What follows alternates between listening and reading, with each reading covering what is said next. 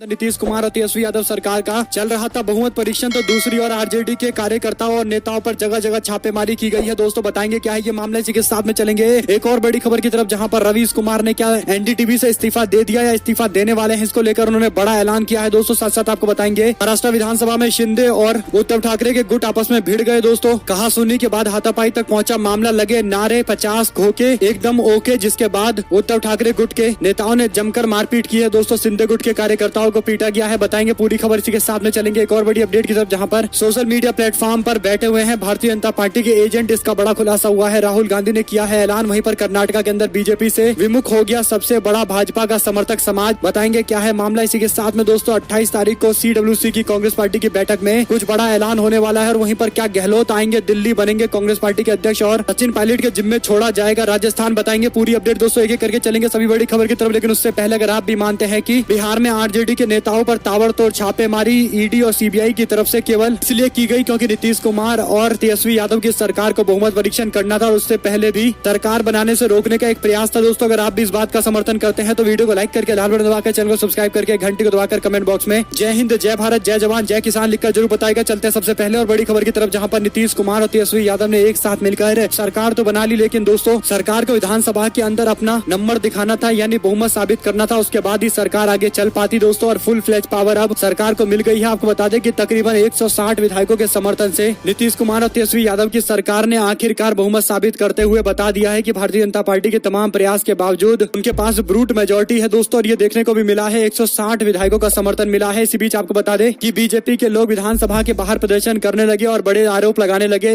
जिस पर नीतीश कुमार ने भी करारा जवाब दिया है। दोस्तों और बहुमत साबित करने के दौरान भाजपा के लोग वॉकआउट कर गए, विधानसभा से बाहर की ओर चले गए। वहीं पर आरजेडी के नेताओं के घर पर सीबीआई ने सुबह से ही छापेमारी की। कांग्रेस पार्टी नेता बोले, कहा बादशाह के पसंदीदा नर्तकी का नंगा नाच शुरू हो गया है। लोगों ने इस पर अपना रिस्पांस दिया है। दोस्तों केंद्रीय एजेंसी के द्वारा बार बार की जा रही छापेमारी और खासकर बिहार के अंदर हाल फिलहाल में सरकार गिरने के बाद तेज की गई कार्रवाई के बाद ये बयान कांग्रेस पार्टी के नेता ने दिया है। एक और बड़ी खबर की माने तो रवीश कुमार के इस्तीफे को लेकर तमाम तरीके की अफवाहें फैलाई जा रही है। दोस्तों एनडीटीवी पर अडानी ग्रुप के अधिकार होने के बाद इनडायरेक्ट तरीके से अब ये सवाल खड़ा किया जा रहा है कि क्या रवीश कुमार अपना इस्तीफा देंगे और क्या अपनी आजादी से पत्रकारिता कर पाएंगे। इस सवालों का जवाब देते हुए रवीश कुमार ने उन सभी कयासों को विराम दिया है जिसमें उनके इस्तीफे की बात की जा रही थी। मीडिया समूह एनडीटीवी में अडानी ग्रुप ने 29% की हिस्सेदारी खरीद ली है, जिसके बाद चर्चाओं का बाजार गर्म हो गया कि कंपनी पर अडानी ग्रुप की पकड़ मजबूत होने के चलते मशहूर anchor Ravish Kumar TV channel से इस्तीफा दे सकते हैं। इस बीच रवीश कुमार ने इशारों में इन कयासों पर पूरी तरीके से विराम लगा दिया है। रवीश कुमार ने लिखा कि माननीय जनता, मेरे इस्तीफे की बात ठीक उसी तरीके से अफवाह है जैसे प्रधानमंत्री नरेंद्र मोदी मुझे इंटरव्यू देने के लिए तैयार हो गए हो और अक्षय कुमार बम्बैया आम लेकर गेट पर मेरा इंतजार कर रहा हो। दुनिया का पहला और सबसे महंगा 0 TRP एंकर हूँ रवीश कुमार, आपका इस तरीके से उन्होंने सोशल मीडिया पर पोस्ट किया है। दोस्तों और उन सभी सवालों पर विराम लगा दिया है जिसमें रवीश कुमार के एनडीटीवी छोड़ने की बातें कही जा रही थी। हालांकि एनडीटीवी में काम करते वक्त रवीश कुमार को परेशान किया जाएगा, इस तरीके का अंदेशा जाहिर किया जा रहा है। दोस्तों ये आने वाले दिनों के अंदर पता चलेगा कि आखिर एनडीटीवी को लेकर रवीश कुमार अगला क्या स्टैंड लेते हैं। जो भी अपडेट आएगी आप तक लगातार पहुंचाते रहेंगे। चलते हैं एक और बड़ी खबर की तरफ, जहां पर एनडीटीवी ने बयान जारी करते हुए बताया कि किसी चर्चा, सहमति या नोटिस के बिना एनडीटीवी के 29% हिस्सेदारी का अधिग्रहण किया गया है। क्या इस मामले पर आगे कार्रवाई होगी? दोस्तों इसको लेकर लोगों के मन में एक सवाल है, देखते हैं क्या कुछ होता है। एक और बड़ी अपडेट की माने तो महाराष्ट्र में विधानसभा के बाहर भाजपा के विधायकों और महाविकास अघाड़ी के विधायकों के बीच में कहासुनी हो गई। भारतीय जनता पार्टी के विधायक और महाविकास अघाड़ी के विधायक संसद के बाहर एक दूसरे के आमने सामने आ गए। दोनों ही पक्षों के बीच में काफी तीखी नोकझोंक देखने को मिली। महाविकास अघाड़ी के विधायक सदन के बाहर प्रदेश सरकार का विरोध कर रहे थे और सरकार के खिलाफ नारेबाजी कर रहे थे। उनके हाथ में तख्तियां थी और नारे लगा रहे थे 50 खोके एकदम ओके, जिसके बाद शिंदे गुट के विधायक भड़क गए। दोस्तों और मामला इतना आगे बढ़ गया कि दोनों गुटों के बीच में जमकर बहसबाजी देखने को मिली और धक्का मुक्की तक की नौबत आ गई। विधायकों के बीच में धक्का मुक्की का वीडियो सोशल मीडिया पर काफी तेजी से वायरल हो गया। गौर करने वाली बात है कि कांग्रेस, एनसीपी और शिवसेना के लोगों का ये झड़प था शिंदे गुट के विधायकों के साथ में। एक तरफ महाराष्ट्र शिवसेना को यह बड़ा झटका तब लगा जब उनकी सरकार गिर गई है, लेकिन शिंदे गुट के विधायकों का विरोध इस तरीके से विधानसभा और बाहर किया जा रहा है। एक और बड़ी खबर की माने तो राहुल गांधी ने इंडिया टुडे की तरफ से दिए गए एक पोस्ट को शेयर करते हुए बताया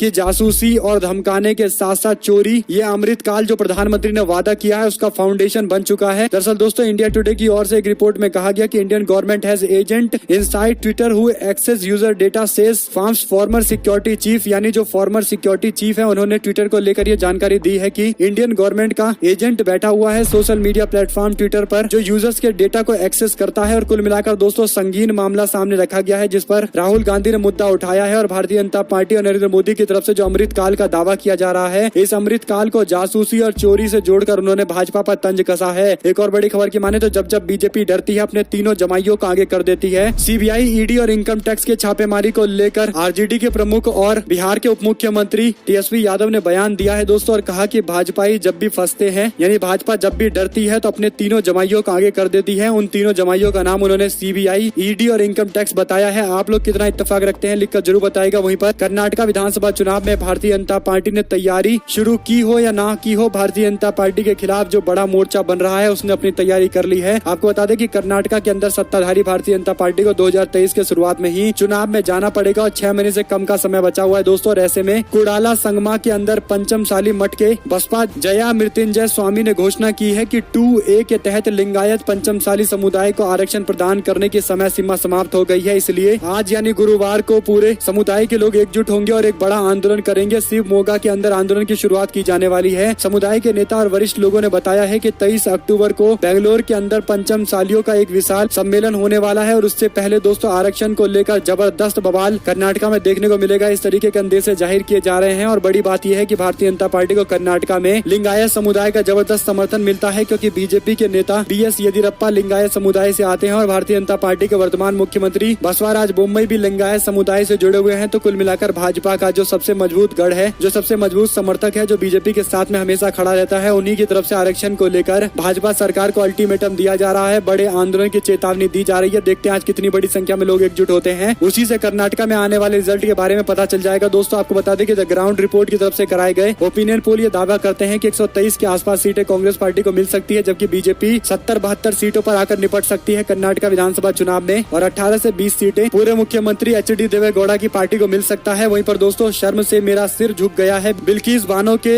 दोषियों को जल्द से जल्द फांसी मिले, बीजेपी के पूर्व CM ने इस तरीके की बातें कही है। दोस्तों आपको बता दें कि भारतीय जनता पार्टी के हिमाचल प्रदेश के पूर्व मुख्यमंत्री और बीजेपी के वरिष्ठ नेता शांता कुमार ने बिल्किस बानो रेप केस मामले को लेकर जो अपराधियों को छोड़ दिया गया है दोस्तों, उस पर बयान देते हुए कहा कि आज मेरा सिर शर्म से झुक गया है, बिल्किस के दोषियों को फांसी देनी चाहिए। बीजेपी के पूर्व CM के इस बयान के बाद लोग उनकी तारीफ जरूर कर रहे हैं, लेकिन भारतीय जनता पार्टी के लोगों को हिदायत भी दे रहे हैं, उनको बता भी रहे हैं कि किस तरीके से बीजेपी के वरिष्ठ नेता जो अटल आडवाणी के टाइम के हैं इस मामले को ह्यूमैनिटी के एंगल से समझते हैं और जानते हैं कि किस तरीके से लोगों को प्रताड़ित किया जा रहा है। वहीं पर बीजेपी के आजकल के नेता बिल्कुल बयानबाजी इस मामले पर करने से बच रहे हैं दोस्तों, और गोदी मीडिया भी मामले को टाल रही है। एक और बड़ी खबर की माने तो कांग्रेस पार्टी कार्य समिति की बैठक 28 अगस्त को होने वाली है। कांग्रेस पार्टी नेता KC वेणुगोपाल ने बताया है कि 28 अगस्त को दोपहर 3:30 बजे CWC की वर्चुअल मीटिंग होगी। इसमें कांग्रेस पार्टी के राष्ट्रीय अध्यक्ष पद को लेकर चुनाव के कार्यक्रम को हरी झंडी दी जाएगी। पार्टी अध्यक्ष सोनिया गांधी इस बैठक का नेतृत्व करेंगी। बता दें कि राहुल गांधी ने दोबारा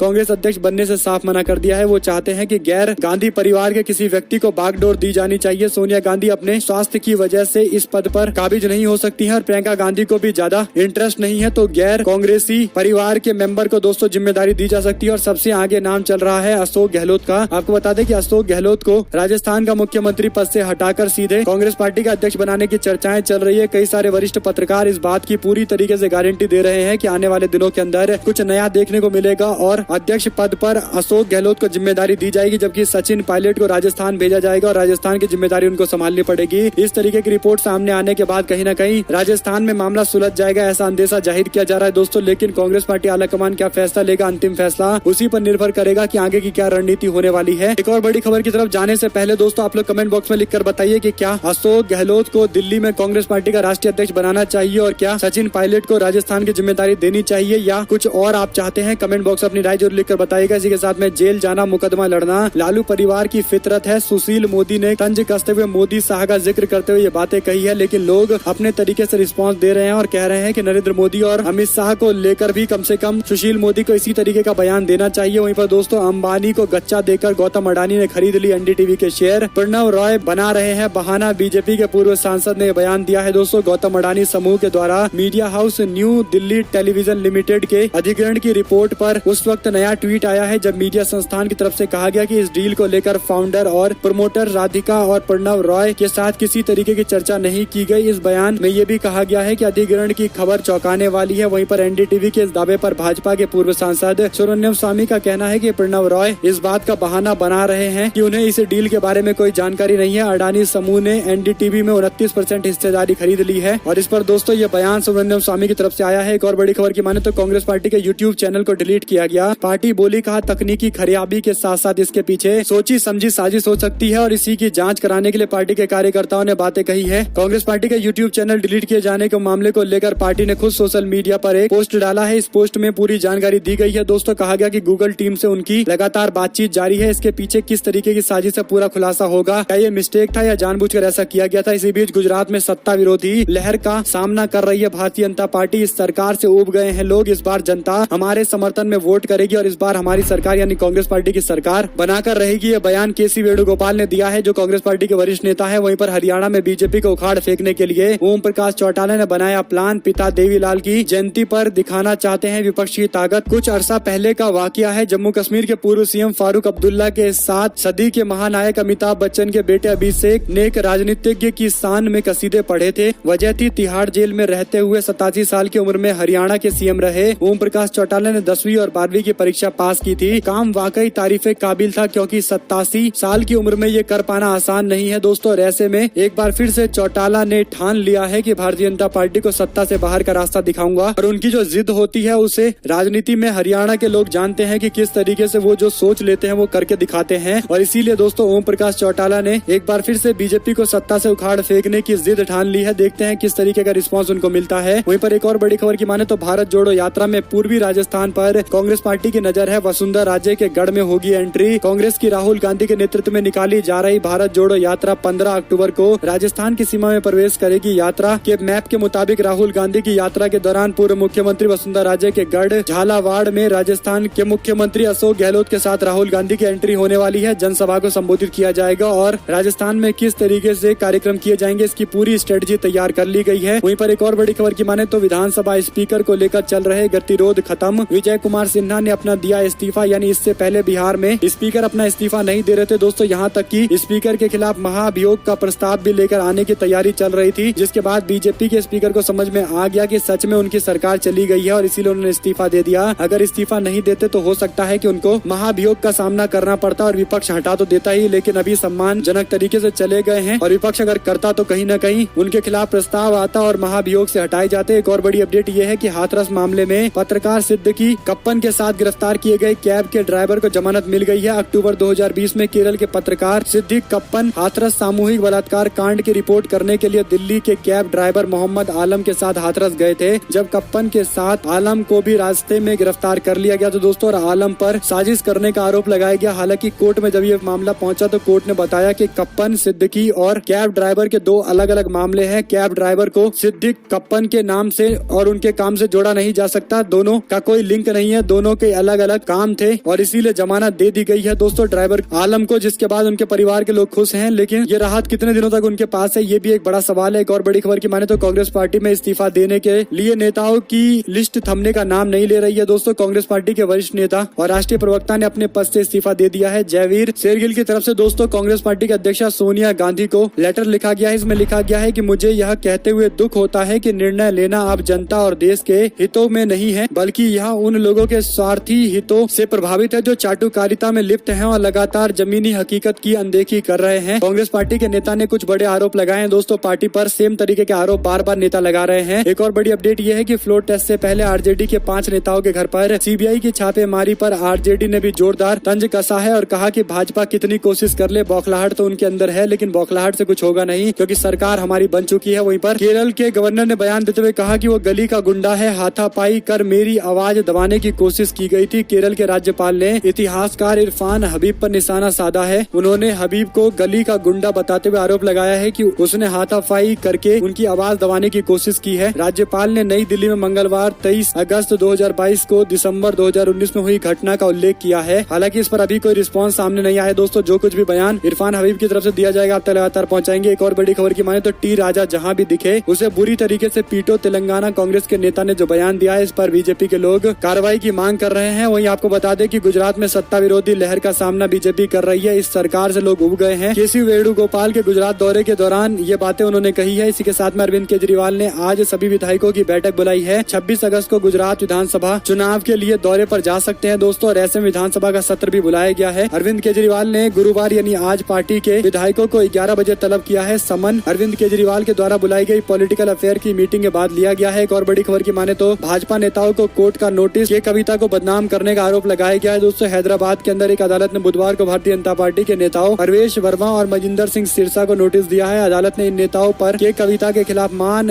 हानिकारक बयान नहीं देने का निर्देश जारी किया है। बता दें कि कविता तेलंगाना के मुख्यमंत्री केसी राव की बेटी और प्रदेश के विधान परिषद में सत्ताधारी टीआरएस पार्टी की एमएलसी है। कोर्ट ने इस मामले पर सुनवाई करते हुए 13 सितंबर अगली तारीख तय की है। और एक और बड़ी अपडेट ये है कि पैगंबर मोहम्मद साहब को लेकर की गई आपत्तिजनक टिप्पणी मामले में निलंबित बीजेपी के विधायक के खिलाफ नए मामले दर्ज किए गए हैं। तेलंगाना पुलिस ने बुधवार को निलंबित बीजेपी के विधायक राजा सिंह के खिलाफ पैगंबर मोहम्मद साहब पर की गई अपमानजनक टिप्पणी के लिए 3 और आपराधिक मामले दर्ज किए हैं। जारी विरोध के बीच में हैदराबाद के नामपल्ली और मलकपेट पुलिस थाना के अंदर मामला दर्ज किया गया है। साइबराबाद पुलिस के आयुक्तालय के राजेंद्र नगर थाने में एक और मामला दर्ज किया गया है। विधायक पर धर्म के आधार पर लोगों के बीच में दुश्मनी को बढ़ाने का आरोप लगाया गया है। आईपीसी की धारा 153 ए, 188, 295 ए, 505 1 बी और सी, 505 2 और 506 के तहत मामले दर्ज किए गए हैं। राजा सिंह के खिलाफ तेलंगाना में कुछ अन्य जिलों के अंदर भी मामले दर्ज कराए गए हैं। वहीं रामदेव को झूठे दावे और एलोपैथी चिकित्सकों की आलोचना करने से रोके केंद्र सरकार। सुप्रीम कोर्ट ने केंद्र सरकार को ये बयान जारी किया है। दोस्तों इसी के साथ में केंद्रीय मंत्री कह रही हैं कि जिस दिन मोदी जी हट जाएंगे देश में आतंकवादियों का कब्जा हो जाएगा। देश के लोगों को डराया जा रहा है, धमकाया जा रहा है कि कोई विकास हो न हो, भारतीय जनता पार्टी और नरेंद्र मोदी का समर्थन करते रहे।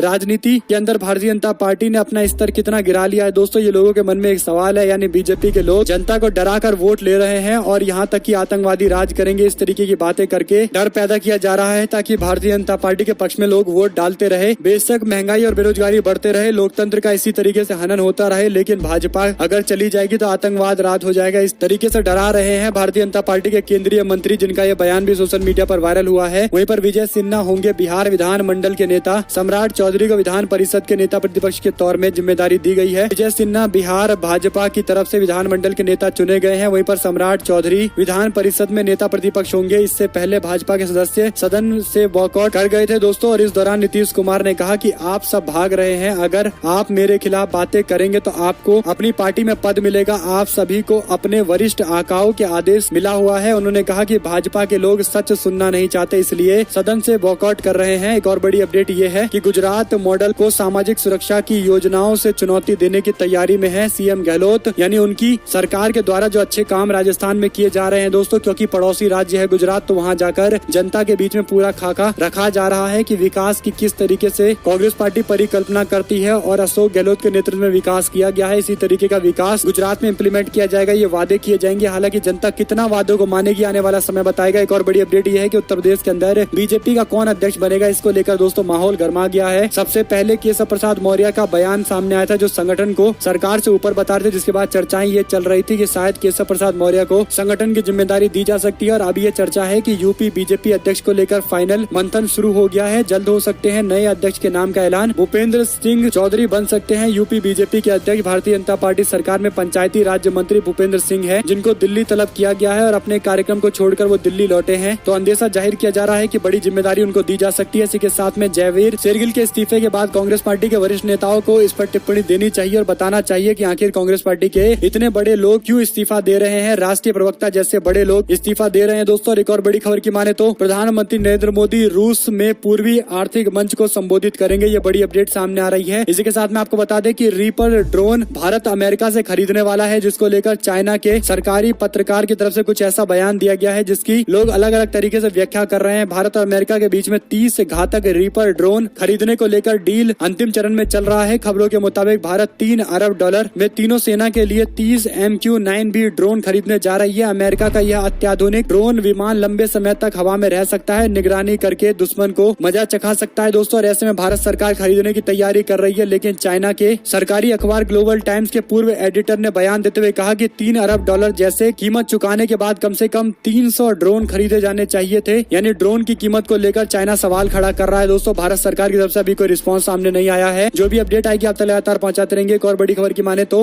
IMC के नेता तौकीर रजा ने चेतावनी देते हुए कहा कि अगर टी राजा को कुछ होता है तो मुसलमान जिम्मेदार नहीं होंगे। यानी बरेली के अंदर ये बयान जारी किया गया है तौकीर रजा की तरफ से। वहीं पर झारखंड में के अंदर क्या बड़ा खेला होगा, बीजेपी के सांसद नेता इस तरीके के ट्वीट कर रहे हैं। हालांकि बीजेपी के नेता अमूमन इस तरीके की बयानबाजी करते हैं, लेकिन दोस्तों क्योंकि झारखंड के अंदर काफी नाजुक स्थिति गठबंधन की देखने को मिली थी हाल फिलहाल के अंदर, जिस तरीके छापेमारी की जा रही है, तो कहीं ना कहीं लोगों के मन में चिंता भी है कि कहीं ना कहीं झारखंड की सरकार गिराने की भी शायद कोशिश की जा रही है। अगर आप लोग को एक भी खबर अच्छी लगी हो तो इस वीडियो को लाइक करिएगा, लाल बटन दबाकर चैनल को सब्सक्राइब करके घंटी को दबाकर हमारे साथ लगातार बने रहिएगा। जुड़े रहने के लिए सभी दोस्तों, भाइयों, बहनों, मित्रों का बहुत बहुत धन्यवाद। आप लोग देख रहे थे आपका अपना चैनल। जय हिंद, जय भारत, वंदे मातरम।